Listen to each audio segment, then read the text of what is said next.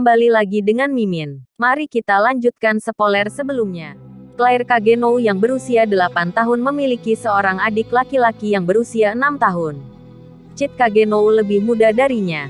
Claire adalah gadis berbakat. Dia adalah harapan dan pusat dari ekspektasi seluruh keluarga Kageno yang masuk setiap generasi menjadi ksatria sihir yang luar biasa. Tapi tidak sepertinya. Adik laki-lakinya Chit, biasa saja. Dia tidak bodoh atau cerdas, juga tidak baik atau buruk dalam kondisi fisiknya. Namun, apapun yang dia lakukan, tidak ada yang mengejutkan. Dia kurang terampil. Misalnya, jika ada lukisan menggambarkan mereka, kakaknya, Claire, akan berada di depannya sementara adiknya akan ada di belakang sebagai pejalan kaki biasa. Saudara kandung yang tidak cocok. Orang-orang di sekitarnya memikirkan hal itu. Dan untuk beberapa alasan, Claire membenci gagasan itu. Di keluarga Kageno, ketika seorang anak berusia 6 tahun, dia memulai pelatihannya menjadi pendekar pedang sihir. Claire kecil berusia 8 tahun, jadi dia telah berlatih selama 2 tahun. Dan saat ini, dia cukup terampil untuk memenangkan turnamen junior dengan mudah. Adik laki-lakinya Chit, sudah berumur 6 tahun, jadi pelatihannya sudah dimulai sedikit. Tapi, kamu sangat kuat. One-chan, kata Chit jatuh di tanah sambil membicarakan sesuatu yang mengecewakan. Hei, tapi kalau aku hanya mengetuk sedikit, kamu tidak akan mengeluh begitu cepat. Claire berkata, mendorong Chit ke tanah dengan ujung pedang kayunya. Jangan lakukan itu One-chan. Chit mengeluh sambil berguling-guling di tanah. Apakah kamu melihatnya gelombang? Nah, kamu bisa bergerak. Kamu hanya kurang nyali. Itulah mengapa kamu selalu jatuh di tanah begitu cepat. Petik 2. Ya, petik 2. Ya ampun. Kamu langsung jadi seperti itu. Aku mengerti. Claire meraih kerah kemeja Chit dan menyeretnya ke lantai. Biasanya, ayah mereka yang melatih mereka di pagi hari. Tapi saat itu ayahnya harus pergi bekerja. Claire dan Chit berlatih sendirian. Ngomong-ngomong, pelatihan itu wajib. Sekarang kemana kamu akan membawaku? Chit berkata sambil melihat ke arah Claire yang terus menyeretnya. Kamu terlalu banyak mengeluh jadi hari ini aku akan memberimu pelatihan khusus. Pelatihan khusus? Apakah kamu ingat apa yang dikatakan si botak itu? Bandit Scarface ada di dekat sini di hutan ini. Petik 1. Si botak. Yang dia maksud adalah ayahnya. Ibunya memanggilnya botak. Jadi Claire mulai memanggilnya botak juga. Ibu dan anak sama saja. Ya, itu sebabnya ayah mengatakan untuk tidak mendekati hutan. Itu sebabnya kita pergi. Mengapa? Petik 2. Ini bagi dirimu untuk melatih nyali. Mereka akan menyakiti kita. Lebih baik kita tidak pergi. Apa? Kamu langsung mengeluh dan mundur. Apakah kamu ingat bahwa aku memenangkan turnamen? Kita akan baik-baik saja. Petik 2. Tetapi itu turnamen untuk anak-anak. Claire menyeret Chit keluar rumah ke dalam hutan. Setelah keduanya memasuki hutan, mereka berjalan sekitar 2 jam. One-chan, ayo kembali sekarang. Itu berbahaya. Claire terus maju dengan percaya diri sambil memegang tangan Chit. Garis bawah apa yang kamu katakan. Jika kita baru saja tiba. Petik 2. Tetapi sekarang hampir tengah hari. Ibu akan khawatir. Memang benar. Kita harus kembali sebelum ibu marah. Di keluarga Kageno, ayah adalah yang botak, tetapi ibunya adalah monster. Ya, ibu akan marah. Oke, pelatihan khusus untuk hari ini berakhir. Sekarang kamu sedikit punya nyali. Mengerti? Ya, baiklah. Terima kasih. Karena aku melakukan segalanya untuk kebaikanmu. Terima kasih. Bagus. Ayo kembali. Claire berkata. Berjalan di jalur tempat mereka berasal. Tapi, apa yang dilakukan sepasang anak di sekitar sini? Ucap seorang pria dengan suara serak, bersama 7 orang lainnya. Dia memiliki tubuh yang terlatih, dan pedang yang usang. Tampaknya bukan seorang penduduk desa. Kau adalah si bandit Scarface. Aku terkejut kau bertemu kami. Maaf gadis kecil. Tapi kami tidak bisa membiarkanmu kembali seumur hidup. Di tengah kegelapan, ada beberapa bayangan yang mengawasi kemah Mitsugoshi. Mereka adalah orang-orang dengan topeng dan pedang di pinggang mereka. Penampilannya sendiri seperti bandit. Tapi ada sesuatu yang salah. Mereka semua adalah ksatria sihir. Sama sekali tidak aneh bahwa para ksatria sihir yang dituduh melakukan kejahatan akhirnya terjun untuk menjadi bandit. Tapi jarang ada grup yang hanya terdiri dari ksatria sihir. Mereka berkomunikasi dengan isyarat tangan dan kemudian menyusup ke kamp. Lalu, mereka menyerang pada saat bersamaan. Kia. Petik 2. Pertama teriakan seorang wanita terdengar. Pertama-tama mereka menebas elf berambut perak yang menjaga, lalu menyerang kepada pekerja lainnya. Suara kematian bergema di kegelapan malam. Bahkan perusahaan Mitsugoshi tidak bisa berbuat apa-apa saat mereka diserang oleh bandit berkedok ksatria sihir. Wanita terakhir yang tersisa adalah elf berambut emas. Dia diseret keluar dari kereta dengan air mata berlinang di mata birunya. Tolong selamatkan hidupku. Elf itu begitu cantik sehingga pria bertopeng tidak bisa menyembunyikan senyuman tidak menyenangkan melihatnya. Ayo tinggalkan pesan dengan yang ini. Kuku. Ide bagus. Mereka mengambil tangan dan kaki wanita itu dengan kasar. Sebuah pesan. Apa yang akan kamu lakukan? Petik 2. Apa kau ingin tahu? Tidak. Tolong. Jangan sakiti aku. Pria itu menghunus pedangnya dan perlahan memotong gaun elf itu. Sampai miliknya kulit putih indah terlihat di depan matanya. Sungguh sial bagimu. Kau seharusnya tidak membuat perusahaan Garter marah. Aku hanya tahu diberi satu perintah dari bosku untuk orang-orang tak berguna dari Asosiasi Besar Pedagang. Perusahaan Mitsugoshi telah selesai. Tidak mungkin. Jadi kamu, tepat, tentara bayaran dari perusahaan Garter. Kekuatan dan pengaruh kita setara atau lebih besar dari ksatria di negara kecil. Wanita itu menatap dengan putus asa.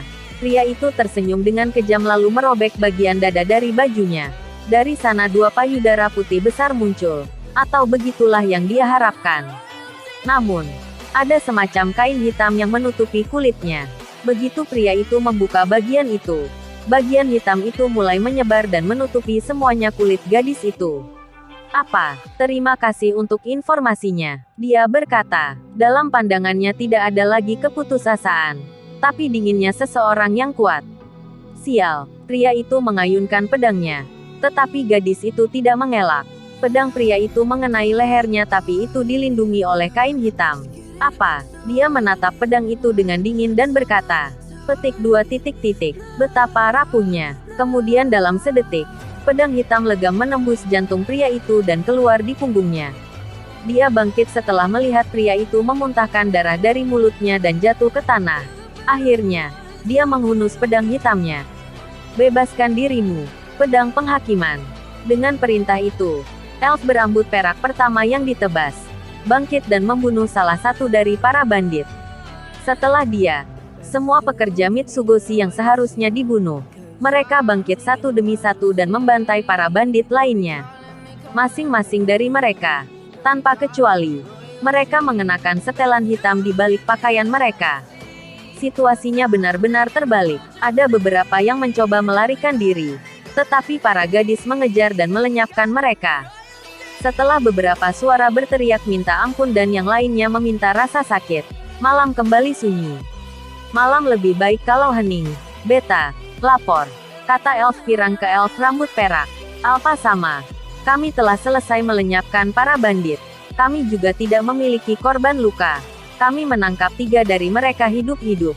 Elf bernama Alpha mengangguk. Serahkan sisanya pada kami. Dimengerti. Sepertinya perang akan segera dimulai, kata Alpha, melihat jauh ke langit malam dengan mata birunya. Seorang adik biasa yang KO dalam satu serangan mencoba menyelamatkannya kakaknya. Bahkan jika aku berkata begitu, itu adalah pertunjukan yang luar biasa di pihakku. Petik 1. Kak, kenapa kau bisa berdiri? Aku melihat bagaimana aku menebasmu. Para bandit menatapnya dengan mata heran.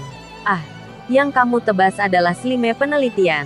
Sepotong slime jatuh dari pakaian anak laki-laki itu ke tanah. Slime. Sepertinya durabilitasnya masih sangat kecil. Aku harus kembali untuk mengumpulkan lebih banyak data. Anak laki-laki itu berkata sambil mendesah. Dia adalah anak yang aneh dan tidak normal. Dia bahkan tidak takut dikelilingi oleh berbagai bandit. Sejujurnya, aku akan pergi menjemput kalian malam ini. Tapi seperti biasa, Aku tidak pernah bisa menebak apa yang kakakku pikirkan, kata anak laki-laki itu sambil mengambil pedang kakaknya di tanah. Aku tidak tahu apa yang bocah ini bicarakan, tapi kali ini aku akan membunuh. Tiba-tiba pria itu berhenti berbicara. Kof, kof. Pria itu meraih tenggorokannya, meremasnya dengan keras saat dia memuncratkan darah. Oh, apakah kalian selemah ini? Ujung pedang bocah itu sekarang berlumuran darah segar. Bandit yang tertusuk tenggorokannya berhenti bergerak dan dia jatuh ke tanah. Apa-apaan bocah ini? Para bandit yang mengamati semua ini menghunus pedang mereka dengan cepat. Aku tidak bisa melihat gerakan pedang. Hati-hati. Dia bukan bocah biasa. Petik 2. Tutup mulutmu dan serang. Lagi pula dia hanya bocah. Dia tidak bisa. Petik 2. Tepat. Anak itu sudah pindah lagi. Apa? Tentu saja. Aku masih anak-anak. Kemudian kepala dua bandit lainnya terbang ke udara. Di belakangmu. Salah satu bandit berteriak. Kekuatan fisik dan kekuatan sihirku masih berkembang. Jadi jika kalian mengelilingiku, aku kalah dan tidak akan punya cara untuk melarikan diri. Petik 1. Suara anak laki-laki itu terus bergema di sekitar hutan. Lalu kepala bandit ketiga. Dan kemudian yang keempat. Apa kau bercanda? Ini terlalu cepat. Petik 2. Tidak secepat yang aku inginkan.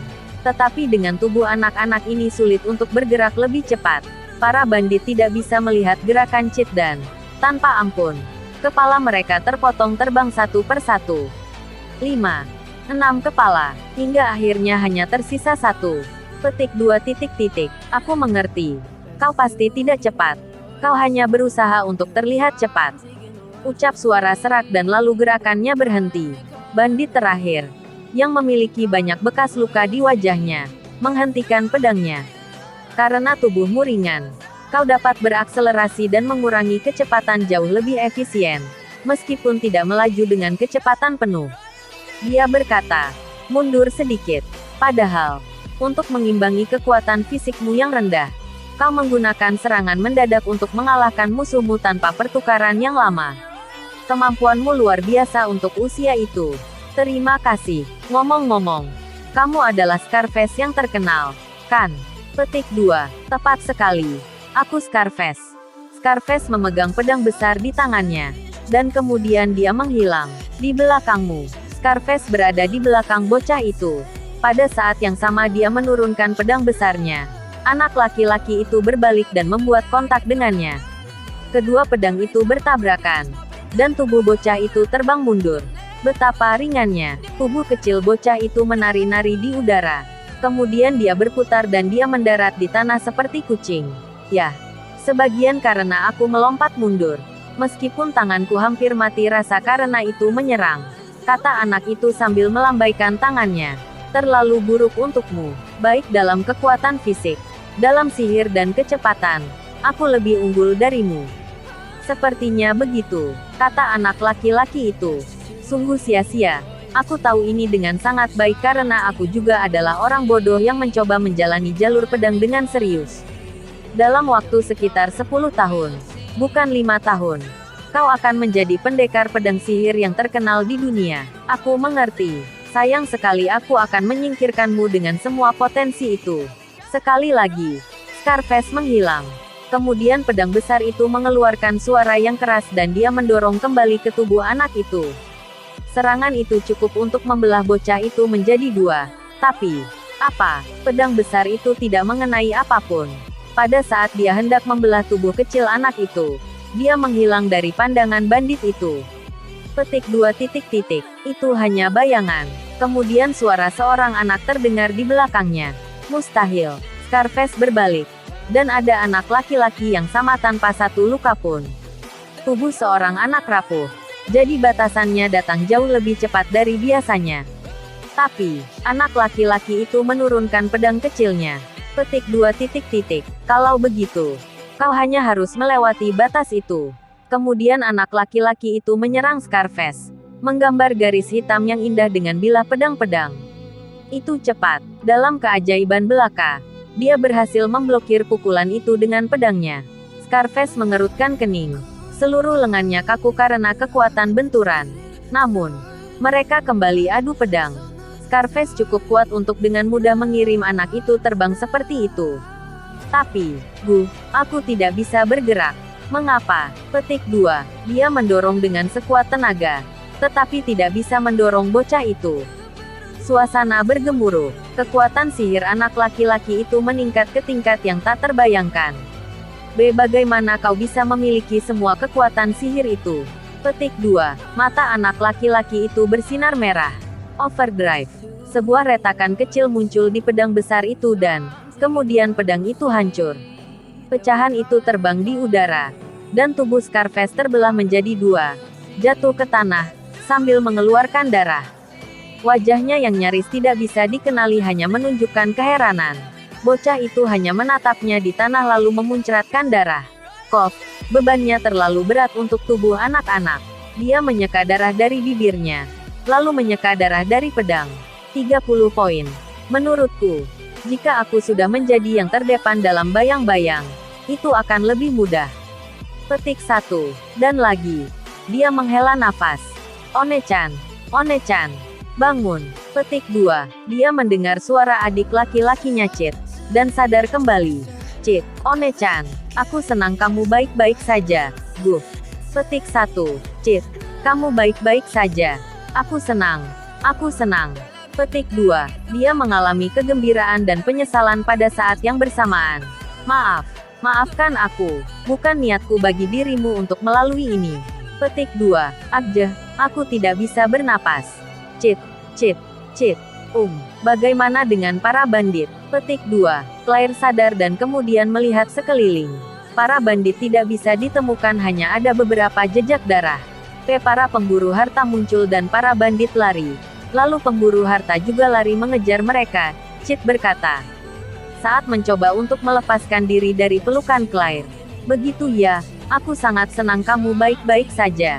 Aku tidak. Terima kasih Chit, kamu mencoba menyelamatkanku, kan? Petik 2. Ya.